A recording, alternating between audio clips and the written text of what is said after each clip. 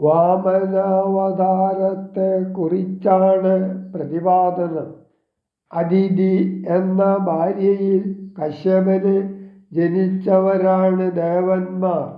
അസുര ചക്രവർത്തിയായ മഹാബലി ദേവന്മാരെ തോൽപ്പിച്ചു ദേവലോകം കൈവശപ്പെടുത്തി. അതിൽ വേദനിച്ച അദിതി ദ്വാദശി വ്രതം അനുഷ്ഠിച്ച് പ്രാർത്ഥിച്ചപ്പോൾ വിഷ്ണു ഭഗവാൻ പ്രത്യക്ഷനായി. അപ്പോൾ അദിതി ആവശ്യപ്പെട്ട വരം ഇതാണ്: തൻ്റെ ഗർഭത്തിൽ വിഷ്ണു ഭഗവാൻ ജനിക്കുകയും നഷ്ടപ്പെട്ടുപോയ സ്ഥാനം ദേവേന്ദ്രന് വീണ്ടെടുത്തു കൊടുക്കുകയും ചെയ്യണമെന്നത്. അതനുസരിച്ചാണ് അദിതിയുടെ പുത്രനായി വിഷ്ണു ഭഗവാൻ വാമന രൂപത്തിൽ അവതരിക്കുന്നത്. അങ്ങനെ വിഷ്ണു ഭഗവാൻ ദേവേന്ദ്രൻ്റെ അനുജനാണ്.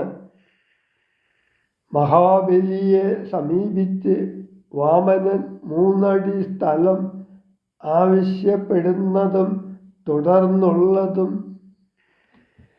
പരശുരാമൻ 21 പ്രാവശ്യം ലോകം ചുറ്റി ക്ഷത്രിയ രാജാക്കന്മാരെ വധിച്ച കഥയും പ്രസിദ്ധമാണ്.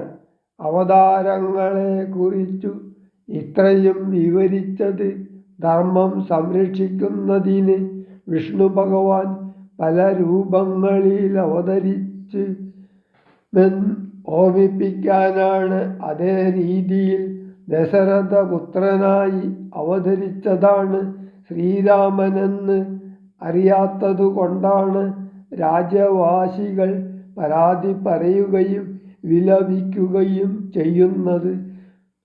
വാമദേവ മഹർഷി തുടരുന്നു. പുത്രലാഭാർത്താമദീതിയും ഭക്തി പൂണ്ടർത്തിച്ചു സാദരമർച്ചിക്ക കാരണം എത്രയും കാരുണ്യമോടവൾ തന്നെ പുത്രനായി ഇന്ദ്രാനുജനായി പിറന്നതി. ഭക്തനായൊരു മഹാബലിയോടു ചെന്നർത്ഥിച്ചു 3 അടിയാക്കി ജഗത്രയം. സത്വരം വാങ്ങി മരുത്താനു നൽകിയ ഭക്തപ്രിയനാം ത്രിവിക്രമനുമിവൻ.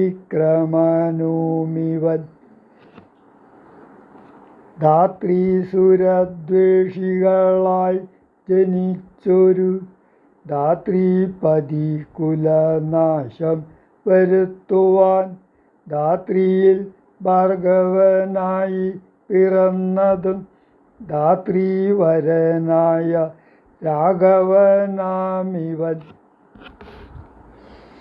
ധാത്രിയിലിപ്പോൾ ദശരഥപുത്രനായി ധാത്രീസുതാവരനായി പിറന്നിടിനാൻ. രാത്രിഞ്ചരകുലമൊക്കെ നശിപ്പിച്ചു ധാത്രിഭാരം തീർത്തു ധർമ്മത്തെ രക്ഷിപ്പാൻ. ആദ്യൻ അജൻ പരമാത്മാ പരാപരൻ വേദ്യനല്ലാത വേദാന്തവേദ്യൻ പരൻ നാരായണൻ പുരുഷോത്തമൻ അവ്യയൻ കാരണമാനുഷൻ രാമൻ മനോഹരൻ രാവണനിഗ്രഹാർത്ഥം വിഭീനത്തിനു ദേവഹിതാർത്ഥം ഗമിക്കുന്നതിൽ കാരണം മന്ദരയല്ല കൈകേയിയല്ല ആരും ഭ്രമിക്കായിക രാജാവുമല്ലല്ലോ വിഷ്ണു ഭഗവാൻ ജഗന്മയൻ മാധവൻ വിഷ്ണു മഹാമായാദേവി ജനകജ സൃഷ്ടിസ്ഥിതിലയ കാരിണി തന്നോടും പുഷ്ടപ്രമോദം പുറപ്പെട്ടതിന്നിപ്പോൾ